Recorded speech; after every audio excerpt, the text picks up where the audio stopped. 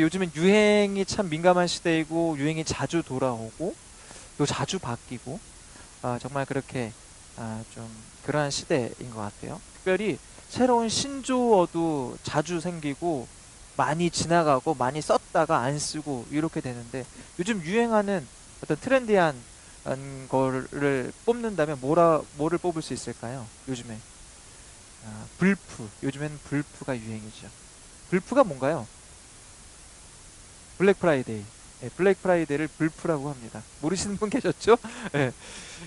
이 불프의 뜻이 블랙 프라이데이 검은 금요일이라는 뜻인데 여러분이 불프가 언제부터 이것의 시작이 무엇인지 아십니까?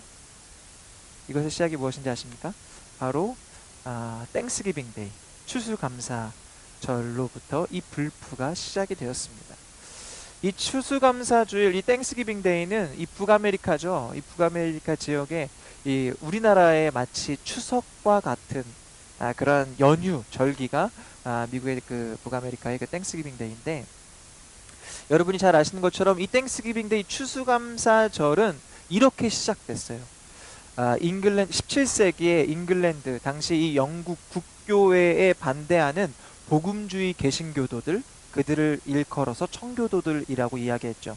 그 청교도들이 종교의 자유를 찾아서 이제 미국의 신대륙을 향해서 나아갑니다. 신대륙까지 그 당시에 뭐 비행기가 없었으니까 배를 타고 갔는데 정말 많은 시간을 배를 타야만 했습니다. 오랜 시간을 배를 타야만 했고요. 그래서 그 가는 그 여정 중에 많은 사람이 죽었다고 해요. 그리고 이제 그 미국 플리머스 지역으로 이제 처음 도착을 했는데 그 땅이 신대륙이다 보니까 잘 개간된 그런 땅이 아니잖아요. 아주 척박하고 춥고 정말 살기가 너무나 어려운 지역이었다라고 합니다. 그래서 그들은요, 하루하루가 고난의 연속이고 정말 그러니까 견디는 삶이었던 것 같아요.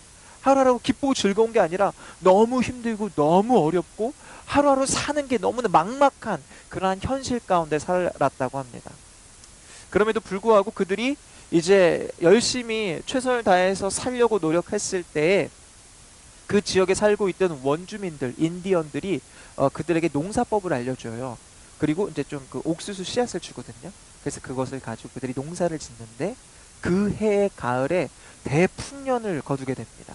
그러자 이것을 거두면서 하나님께 감사하면서 정말 하나님께서 우리에게 이렇게 대풍년을 주셨구나. 우리가 정착할 수 있도록 잘 살 수 있도록 도와주셨구나라고 하면서 예배를 이제 감사 축제를 드리는데 그때 이 인디언들 우리에게 좀 도움을 줬던 이 인디언들을 초대를 해요. 그래서 곡식과 과일과 그다음에 야생 칠면조, 사슴 이런 것들을 잡아서 하나님께 예배를 드리며 그들과 함께 대접하면서 그렇게 처음으로 땡스기빙 데이 추수감사절을 주님께 올려드리는데 이게 바로 첫 번째 추수감사절이었습니다.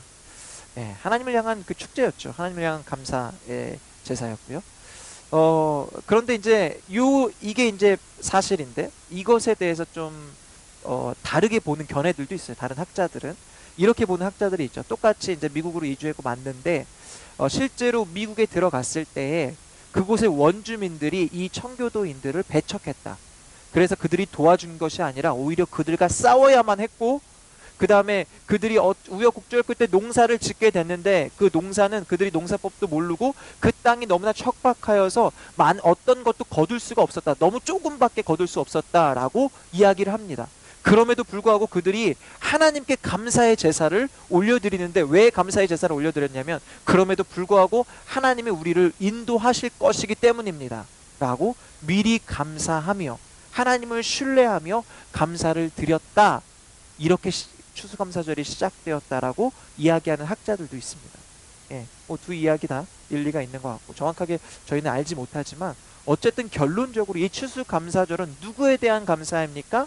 하나님에 대한 감사로 이 추수감사절이 시작되었다라는 것입니다. 오늘 이제 우리가 11월 마지막 주예요. 11월 마지막 주.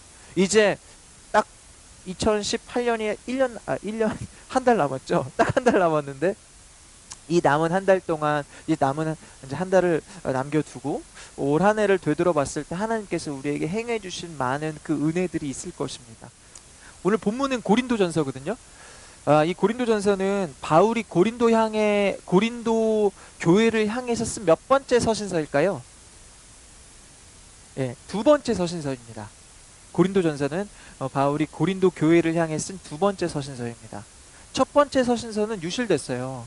그래서 이거는 발견이 안 되었고 두 번째 쓴 편지가 오늘 고린도전서인데, 여러분 당시 고린도 지역은 무역이 매우 성행했던 지역입니다. 그래서 많은 사람들이 모여 있었었고요. 많은 이방인들, 로마 전역에서 많은 사람들이 몰려왔었고, 그러다 보니까 많은 사람들이 섬기고 있는 우상들도 그 지역 안에 아주 많았습니다. 우상 숭배가 만연한 지역이 고린도 지역이었어요. 여러분, 우상 숭배가 만연하다라는 것은 또 무슨 말이냐면 음란하다라는 거예요. 예. 고린도 지역이 엄청 음란했습니다. 그래서 이제 뭐 많은 주석을 보면요, 이렇게 되어 있어요. 고린도인 같다. 이게 너무 매우 음란하다라는 욕이라는 거예요. 그만큼 고린도 지역은요, 음란하고 또 많은 우상들이 있었고, 뭐 돈과 뭐 많은 사람들은 있었지만, 많은 물질들이 있었지만, 그 고린도 지역은 아주 부도덕하기로 악명이 높은 사람들이 바로 고린도인들이었습니다.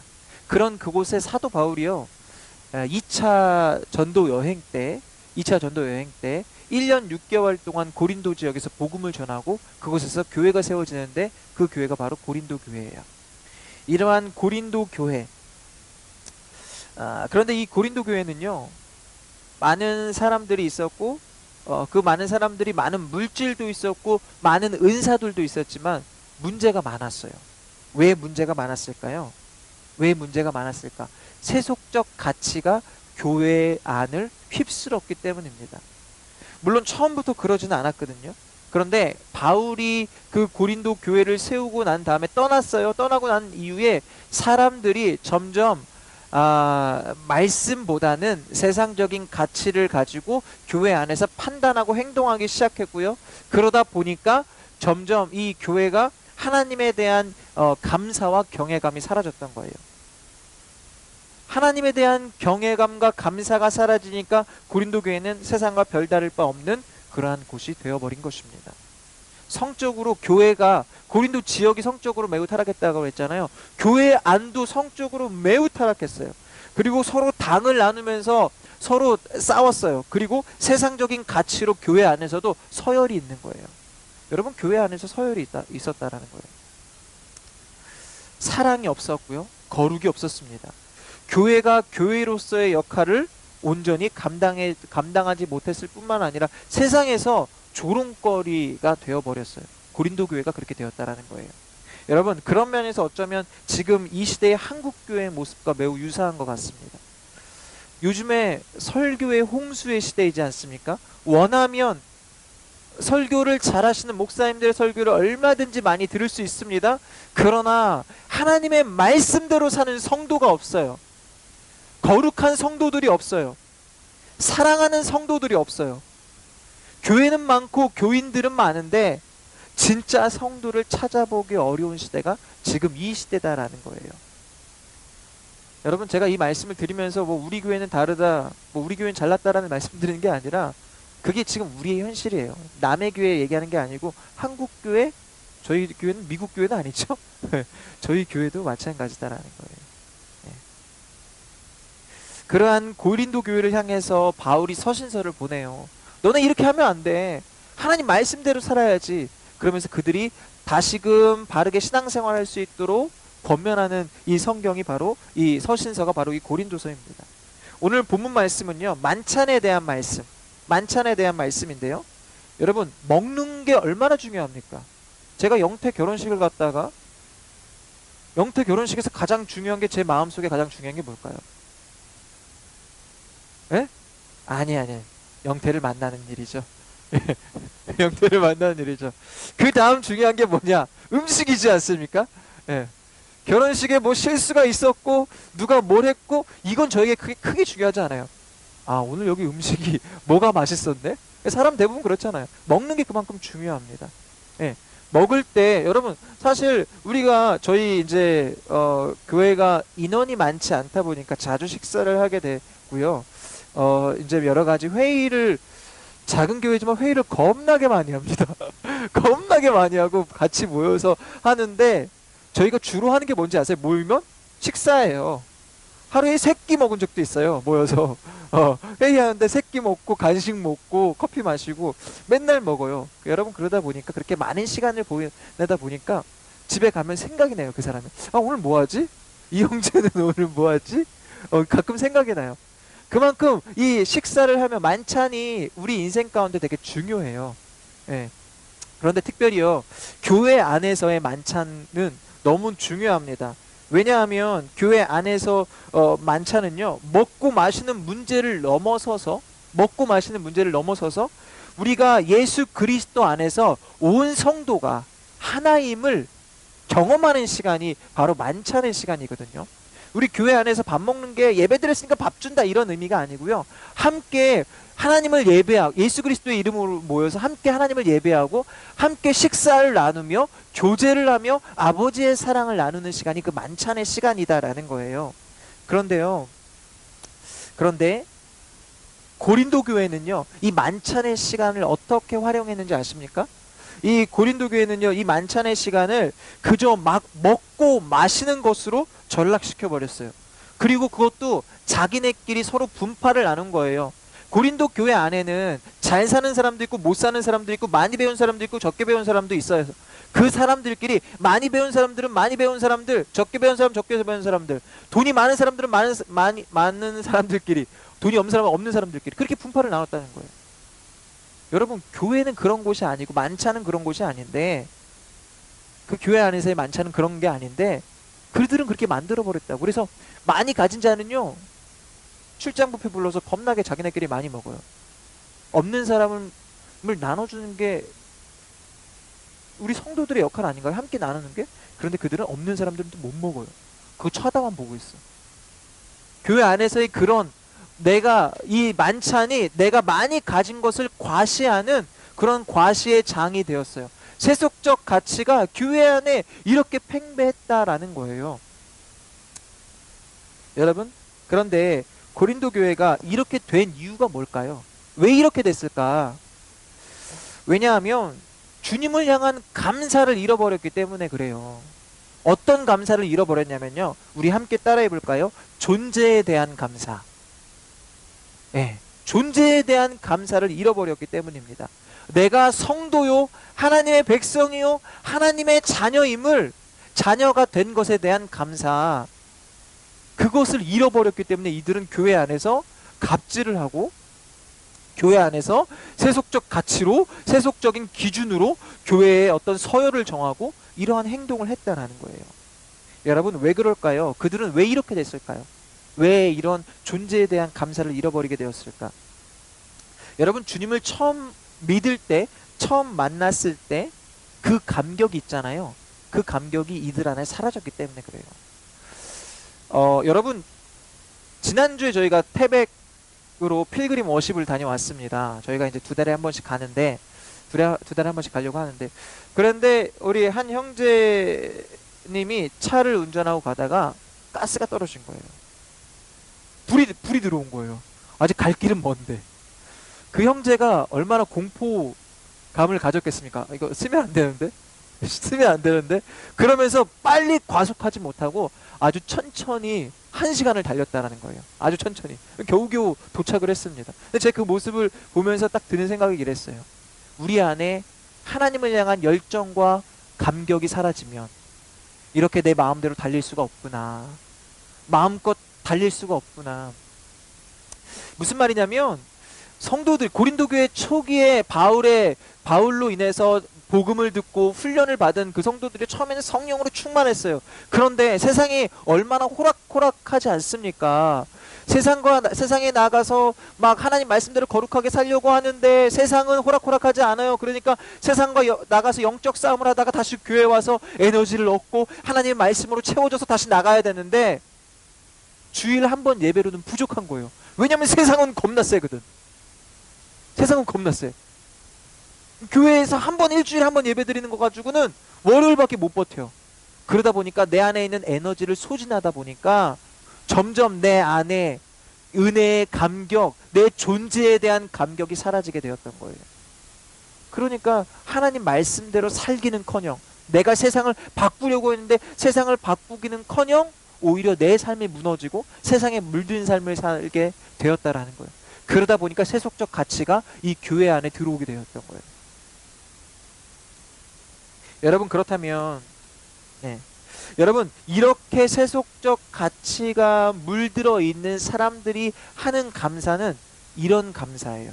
그들이 존재에 대한 감사를 잃어버렸다고 해서 그들이 감사를 하지 않느냐? 그건 또 아니죠. 그들도 감사는 하죠. 어떤 감사를 하냐? 남편이 승진할 때, 자식이 좋은 대학 갈 때, 좋은 회사에 취업하고 상황적으로 나에게 이득이 되고 유익이 될 때, 내 일이 내 뜻대로 잘 풀릴 때 그들은 감사해요. 그렇다고 이런 일이 내 뜻대로 잘 풀렸을 때 감사하지 말라고 말하는 것이냐? 그건 또 아니죠. 그런데 여러분 생각해 보십시오. 일이 내 뜻대로 이루어졌을 때 어떤 물질적인 것들을 얻게 되고 많은 어떤 상황들이 내가 유리한 쪽으로 됐을 때만 감사한다면, 그렇게 내 뜻이 내 마음대로 이루어졌을 때만 감사한다면, 여러분 하나님의 뜻은 언제 이루어집니까? 하나님의 뜻은 언제 이루어져요? 이렇게 내가 원하는 대로 되었을 때 감사하는 사람들이 무엇에 빠집니까? 기복주의에 빠지죠. 하나님은 그냥 복 주는 분, 내 뜻을 이루어 주시는 분, 그렇게만 생각한다는 것. 여러분 그렇다면 우리가 이러한 기복주의에 빠지지 않기 위해서, 우리가 존재에 대한 감사를 회복하기 위해서는 어떻게 해야 될까? 예수님이 제자들과 마지막 만찬을 나누실 때 모습을 보고 말씀을 마칠 건데요. 그 모습을 잠깐 보도록 하겠습니다. 예수님이 제자들과 마지막 만찬을 나누는 것은 마태복음, 마가복음, 누가복음에 기록되어 있어요. 왜 이거를 마지막 만찬이라고 이야기할까요? 최후의 만찬이라고도 하죠. 왜 마지막 만찬이라고 할까요? 이제 그 만찬을 마치고 난 다음에 예수님은 로마 군인들에게 잡혀가세요. 그리고 고난당하시고 십자가에 달리십니다. 그래서 마지막 만찬이에요. 그 마지막 만찬의 장면을 보면요, 예수님이 제자들과 함께 만찬을 나누시면서 빵을 나누시고요, 포도 음료를 나누신 다음에 하나님께 먼저 감사의 기도를 올려드립니다. 여러분 보십시오. 예수님은 이제 이 만찬이 끝나면 어떻게 된다고요? 죽으러 가셔야 된다고요. 죽으셔야 된다고요. 근데 감사가 나올까요? 빵이 입으로 들어갈 수 있을까요? 음료가 목구멍으로 넘어갈 수 있을까요? 나 죽게 됐는데? 여러분 죽음의 공포가 얼마나 심한지 아십니까? 이 세상에서 가장 두려움이 죽음의 공포예요. 와이프에 대한 공포보다 더 두려운 게 죽음의 공포예요. 터키에 보면 갑바도기아라는 곳에 가면요, 카타콤이 있어요. 카타콤 뭔지 아시죠? 카타콤은 로마 시대 때 우리 기독교인들이 박해를 많이 받았을 때 그들이 박해를 피해서 땅을 파고 땅 안에 지하에 숨어서 예배를 드렸던 장소가 카타콤이거든요. 여러분 갑바도기에 가면 카타콤이 지하 몇 층까지 파져 있는지 아세요? 지하 20층까지 파져 있어요. 지하 20층. 그때 뭐 중장비가 있었습니까? 중장비가 어디 있습니까? 삽으로 판 거죠. 그 시대에 삽으로 팠죠. 이게 어떻게 가능할까? 죽음에 대한 두려움, 공포 때문에 20층까지 파고 들어간 거예요. 하나님을 예배하고자 나는 그 죽음에 대한 공포 때문에. 근데 예수님이 그 죽음에 대한 공포가 있으셨을까요? 없으셨을까요? 똑같이 있으셨죠. 그분도 인간이셨는데. 그러한 죽음의 공포 앞에서 예수님은요, 하나님께 감사하고 제자들과 빵을 나누고 포도주를 나누면서 만찬을 진행하셨다고요. 그러면서 이렇게 말씀하시는 거예요. 빵을 떼어주시면서 이는 너희를 위하여 주는 내 몸이다. 그리고 포도주를 주시면서 이것은 새 언약의 피다. 이것을 먹고 서로 사랑하라. 여러분 이게 무슨 말인가요? 빵 주시면서 내 몸이라고 하고, 포도주 주시면서 내 피라고 하고, 이게 무슨 말이에요? 무슨 뜻이에요? 제자들 알았을까요? 이 뜻을 알기에 앞서서 저는 이게 궁금하더라고요. 예수님이 어떻게 그 죽음, 나 이제 죽으러 가는데 떨리지 않았을까요? 근데 하나님께 어떻게 감사를 드렸을까? 그 감사의 기도는 어떤 기도였을까를 생각해 봤을 때 이렇게 생각을 해 보았습니다. 여러분, 예수님이 이 땅에 오신 이유가 무엇입니까?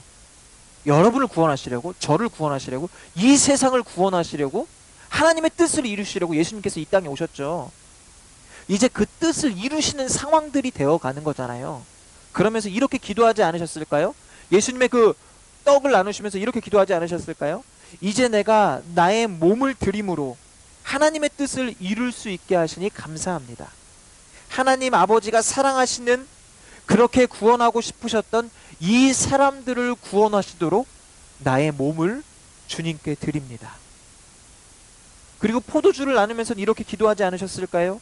내가 피 흘림으로 그 아버지의 사랑을 세상 가운데 확증하게 하시니 감사합니다. 이 피 흘림으로 아버지의 사랑이 이 땅에 흘러 세상을 구원하고 영혼을 구원하며 아버지의 뜻을 이루게 하심에 감사합니다. 라고 예수님 기도하지 않으셨습니까? 여러분, 그렇게 예수님 십자가에 돌아가셨어요. 네. 그렇게 하시고 십자가에 돌아가셨어요. 죄가 없으셨지만 예수님께서는요, 우리의 모든 죄값을 죽음으로, 몸을 대신 내어주심으로, 피를 대신 흘려주심으로 우리의 모든 죄값을 대신 치러주셨다라는 거예요. 그리고 제자들은 아까 그 성만찬의 뜻 뭔지 몰랐잖아요. 그 뜻을 언제 알게 됐나요? 부활하신 예수님을 보고 알게 됐죠. 아, 그렇구나. 예수님께서는 정말 예수님의 죽으심은 나의 죄를 위함이었구나. 온 세상을 구원하시기 위함이었구나. 그 몸이 나를 대신해서 채찍질을 받고 그 피가 나를 대신해서 십자가에서 피를 흘려주셨구나. 라는 것들을 깨닫게 된 거예요. 부활하신 예수님을 보고. 그 이후에 제자들의 삶은요, 예수님의 증인으로서 예수님이 행하셨던 그 하나님 나라를 세우는 일에 평생의 삶을 드렸다라는 거예요. 여러분, 이러한 삶이 바로 이를 행하여 나를 기념하라의 삶이다라는 거예요. 이를 행하여 나를 기념하라. 여러분, 성찬은 주님의 은혜와 사랑을 기억하며 내 존재가 누구에 의한 존재인지, 내 삶이 앞으로 어떠한 삶을 살고 누구를 위하여 살아야 하는지를 다시 한번 생각하고 기억하고 그 삶을 살게 해주신 주님께 감사하는 시간인 줄 믿습니다. 이 감사는 상황 때문에, 조건 때문에 하는 감사와는 차원이 다른 감사예요. 내 삶의 존재를 통해 감사하며 그 은혜에 감격하는 삶을 살게 하는 감사입니다. 여러분, 이러한 감사가 이 땅의 교회들과 성도들에게 다시 회복되어지기를 예수 그리스도의 이름으로 간절히 소망합니다.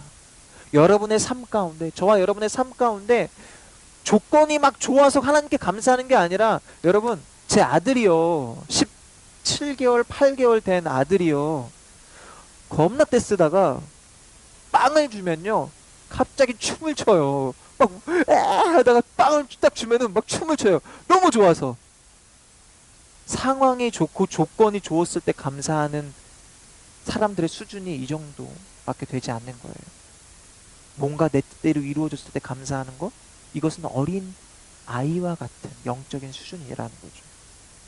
그렇게 되지 않음에도 불구하고 하나님이 나의 하나님이시고 예수 그리스도가 나의 주님이시다라는 그 사실에 감사하실 수 있는 저와 여러분들이 되시기를 소망합니다. 이러한 감사가 우리 가운데 회복될 때 상황이 어떠하든지 조건이 어떠하든지 그게 중요한 게 아니라 내가 살아가는 것 자체가 은혜이고 내 삶을 인도하시는 그 하나님을 알게 하심이 은혜이고 결국엔 내 삶을 주의 뜻대로 인도하실 그 하나님께 감사하는 삶을 우리는 살게 될 것이다라는 거예요. 그러한 감사와 감격이 우리 안에 충만하기를 소망하며 여러분에게 식어지지 않게 되기를 예수 그리스도의 이름으로 간절히 축복합니다.